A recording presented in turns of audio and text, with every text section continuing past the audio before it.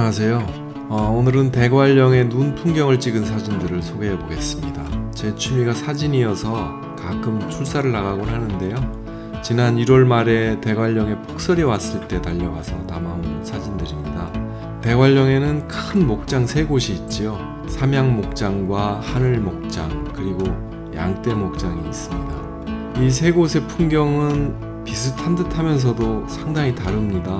분위기도 다르고 지형적 특징도 다르지요. 그래서 이 3목장의 사진들을 한꺼번에 소개하는 것도 의미가 있을 듯 합니다. 그리고 맨 마지막에 눈 풍경 사진을 잘 찍을 수 있는 노하우와 팁도 몇 가지 알려드리도록 하겠습니다. 대관령의 목장들은 9시에 개장을 하기 때문에 다른 출사 때보다는 느긋하게 출발을 했습니다. 보통 해 뜨기 전에 도착하기 위해서 새벽 서너시면 출발할 때도 있는데요. 이곳은 어차피 일찍 가도 들어갈 수가 없으니까요. 우선 경치가 가장 좋은 삼양목장으로 갑니다. 출입문이 열리고 들어가려는데 누군가 막아서네요. 삼양목장은 오르는 길이 가파라서 눈이 많이 오면 개장을 하지 않습니다. 눈이 그쳐도 제설 작업이 끝나야 문을 열어주더군요. 눈이 오는 날 삼양목장에 가시게 된다면 꼭 알아보고 가시기 바랍니다.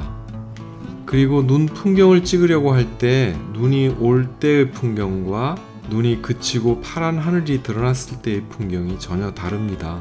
그래서 저는 오히려 눈 오는 날보다는 눈이 그치고 파란 하늘이 드러났을 때 주로 찾아갑니다.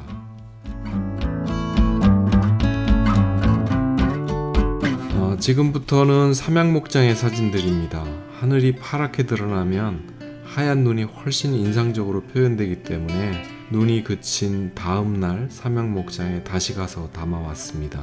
삼양목장 풍경의 특징은 능선을 따라 풍력 발전기가 늘어서 있고 여러 개의 언덕과 능선들이 이어지고 겹쳐지면서 상당히 아름다운 풍경을 보여줍니다.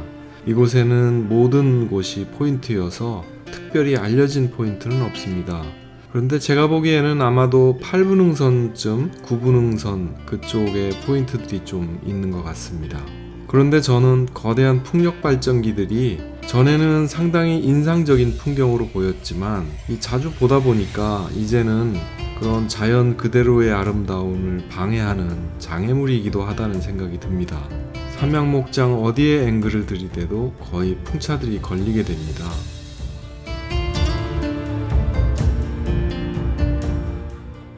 하늘목장은 눈이 펑펑 쏟아질 때 찾아갔습니다. 사실은 삼양목장을 가려다가 입장을 못해서 돌아 나오던 중에 펑펑 내리는 눈 풍경을 빨리 찍고 싶어서 하늘목장으로 갔었지요. 그런데 삼양목장과 인접해 있는 곳인데도 풍경의 느낌은 많이 달랐습니다.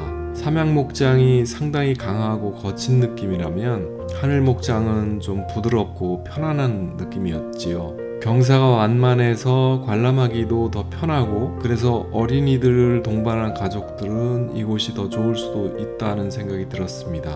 그렇지만 사진을 찍는 사람들에겐 별로 특별한 포인트를 제공해 주지는 못하는 것 같습니다. 사진 찍는 사람들이 대부분 삼양목장이나 양떼목장을 가는 이유를 알 것 같습니다. 그렇지만 이곳은 겨울에도 양떼들과 말들이 밖에 나와서 놀고 있어서 겨울의 목장 분위기를 보려면 하늘목장으로 가는 것도 좋을 것 같습니다. 양떼목장은 면적은 작지만 아기자기한 풍경의 요소들을 갖추고 있어서 의외로 사진 포인트가 많이 나오고 아름다운 사진을 찍을 수 있는 곳이지요. 그 뒤쪽 편에 가장 높은 곳으로 올라가면 멀리 용평 쪽의 산들로 이어지는 경치를 찍을 수도 있고요. 양떼목장 전체의 모습도 담을 수 있습니다. 양들은 겨울에는 막사에서만 생활하는데 양들이 모여있는 막사에서 양 사진들도 찍을 수 있습니다.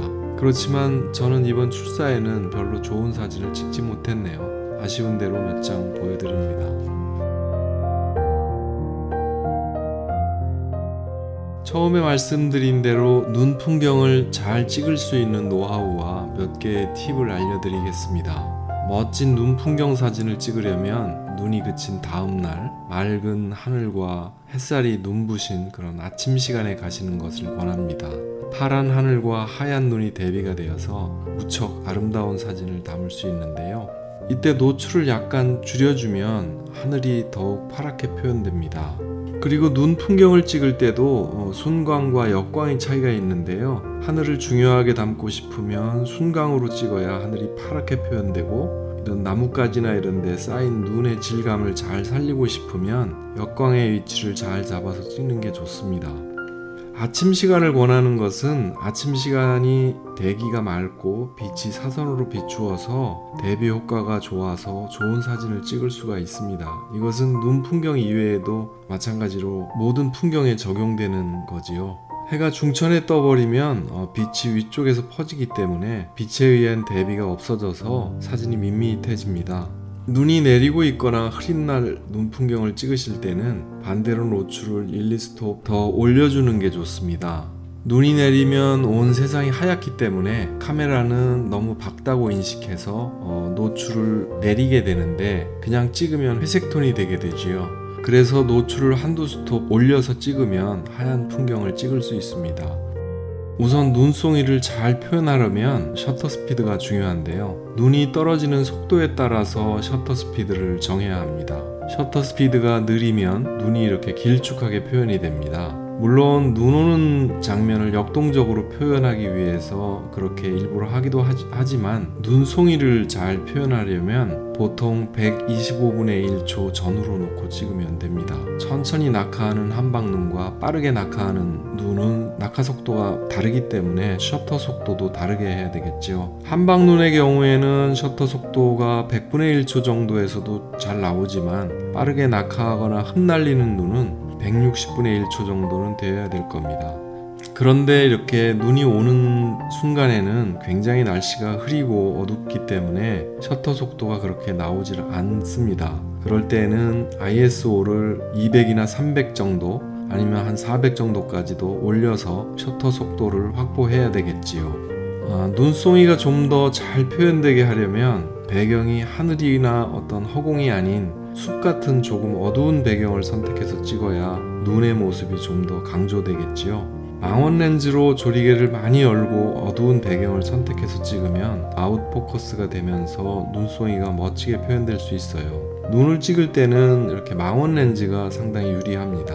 그런데 눈송이가 둥글둥글 크게 표현된 사진들을 보신 적 있지요? 그런 사진들은 스트로보를 사용해서 찍은 사진들입니다. 스트로보를 터트리면 눈송이의 빛이 반사하여 보케가 만들어지게 됩니다. 그렇게 되면 정말 동화 속 그림 같은, 눈송이가 커다랗게 맺혀 있는 것 같은 사진을 찍을 수 있는 것이지요. 눈 오는 날도 눈이 많이 올 때, 또 하늘이 낮게 드리워서 어두울 때 여러 가지 환경에 따라서 밝기가 차이가 나기 때문에 딱 맞춰진 세팅 값을 제시하기는 어렵습니다만, 대략 위에 얘기한 것들을 참고해서 설정하시면 좋은 사진을 찍으실 수 있을 것입니다. 그리고 이 스트로보로 보케를 만들 때 조리개는 최대한 개방해야 보케가 잘 만들어집니다.